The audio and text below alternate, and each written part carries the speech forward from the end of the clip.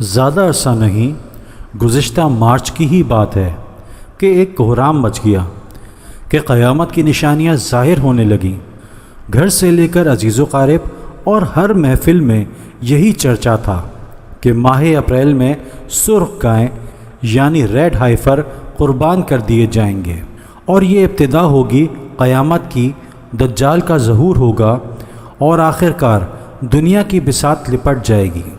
یوں تو قرآن میں گائے کا تذکرہ متعدد بار ملتا ہے، مگر رنگ کے اعتبار سے دیکھا جائے تو سورۃ البقرہ وہ آیت ہے جب حضرت موسیٰ علیہ السلام نے اپنی قوم یعنی بنی اسرائیل کو گائیں زنج کرنے کا حکم دیا۔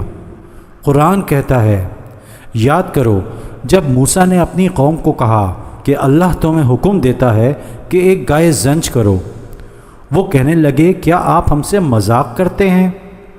موسیٰ علیہ السلام نے کہا، میں اللہ سے پناہ مانگتا ہوں کہ میں جاہلوں میں سے ہو جاؤں۔ وہ کہنے لگے اپنے رب سے دعا کریں کہ وہ بتائے کہ وہ گائے کس طرح کی ہو۔ موسیٰ علیہ السلام نے فرمایا، وہ گائے نہ بہت بوڑھی ہو اور نہ ہی بچہ، بلکہ ان دونوں کے درمیان کی ہو، بس جو تمہیں حکم دیا گیا ہے اسے پورا کرو۔ وہ کہنے لگے کہ اپنے رب سے دعا کریں کہ وہ ہمیں بتائے اس کا رنگ کیسا ہوگا۔ موسیٰ علیہ السلام نے فرمایا کہ وہ گائے زرد رنگ کی ہو جو دیکھنے والوں کو بھلی لگے۔ تو پہلی چیز جو یہاں پتہ چلتی ہے وہ گائے کا رنگ ہے جو سرخ نہیں زرد ہے۔ دوسری بات، اس واقعے کی کڑی قیامت سے نہیں بلکہ ان وجوہات کی بنا پر تھی کہ جب اللہ نے حضرت موسیٰ علیہ السلام کو 40 روز کے لیے پہاڑ پر بلوایا اور 10 احکامات دیے۔ اس دوران حضرت موسیٰ علیہ السلام کے پیچھے ان کی قوم سونے کا بچھڑا بنا لیتی ہے اور اس کو خدا کا درجہ دے دیتی ہے۔ گو کہ مسلمانوں کا ایمان جب تک مکمل نہیں ہوتا جب تک وہ تمام آسمانی کتابوں پر ایمان نہ رکھیں، مگر یہ بات تو طے شدہ ہے کہ قرآن کے علاوہ جتنی بھی آسمانی کتابیں ہیں ان میں تحریف ہو چکی ہے، لہٰذا ان کتابوں کی وہ باتیں جو قرآن سے ثابت ہیں ہم کو انہی کو ماننا ہوگا۔ جہاں تک بات رہی ظہور دجال اور قیامت کی، تو ان کا آنا تو طے ہے، مگر کس وقت یہ بات اللہ نے اپنے پاس ہی محفوظ کر رکھی ہے۔ اللہ تعالیٰ سورۃ الاعراف میں ارشاد فرماتا ہے، یہ لوگ آپ سے قیامت کے بارے میں سوال کرتے ہیں کہ اس کا وقوع کب ہوگا۔ آپ کہہ دیں اس کا علم تو صرف میرے رب کے پاس ہے، اور وہ قیامت کو اس کے وقت پر ہی ظاہر کرے گا۔ وہ آسمانوں اور زمین پر بھاری وقت ہے اور وہ تم پر اچانک ہی آ جائے گی۔ یہ آپ سے اس طرح پوچھتے ہیں جیسے آپ صلی اللہ علیہ وآلہ وسلم اس کی جستجو میں لگے ہوئے ہوں۔ کہہ دیں اس کا علم تو اللہ ہی کے پاس ہے، لیکن اکثر لوگ اس بات کو نہیں جانتے۔ تو لوگ چاہیں کتنے ہی طریقے اپنا لیں، کتنی اور سرخ گائیں زنج کر دیں، اس وقت کو جس میں اللہ نے قیامت کا واقعہ طے کر رکھا ہے نہ ہی قریب لا سکتے ہیں اور نہ ہی اس کو اپنی مرضی سے دور لے جا سکتے ہیں۔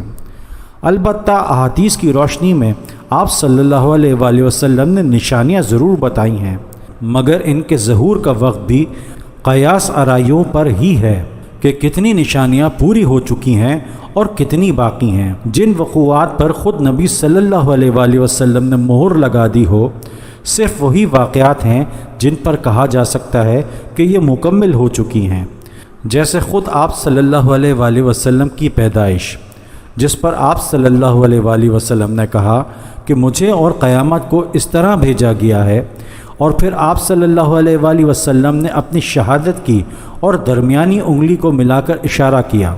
اسی طرح دجال کا ظہور کئی احادیث سے ثابت ہے، اسے آنا ہی ہے، مگر اس کے آنے کا وقت بھی مخفی ہی رکھا گیا ہے۔ اسے جب آنا ہوگا وہ آئے گا، اور اس وقت کا تعین اللہ تعالیٰ نے ہی مقرر کر رکھا ہے۔ اللہ تعالیٰ سورۃ الانعام میں ارشاد فرماتا ہے، اور آپ کے رب کا کلام سچائی اور انصاف کے اعتبار سے کامل ہے، اس کی باتوں کو کوئی بدلنے والا نہیں، اور وہ سننے اور جاننے والا ہے۔ ابھی تو کئی نشانیاں باقی ہیں، اور اس بات پر بھی یقین ہے کہ قیامت کا واقعہ ضرور ہوگا، اس لیے فکر اس بات کی نہیں ہونی چاہیے کہ قیامت آنے والی ہے غور طلب بات یہ ہے، کیا ہمارے اعمال اس طریقے پر ہیں جو ہمیں بتائے گئے ہیں؟ اگر ہم اس پر غور و فکر شروع کریں اور قرآن کو سمجھیں، احادیث کا مطالعہ کریں تو یہ زیادہ ضروری ہے، کیونکہ سورۃ الانبیاء میں اللہ تعالیٰ ارشاد فرماتا ہے کہ نیک اعمال والوں کو اس دن کوئی خوف نہ ہوگا، اور فرشتے ان سے کہیں گے کہ یہ وہ دن ہے جس کا تم سے وعدہ کیا گیا۔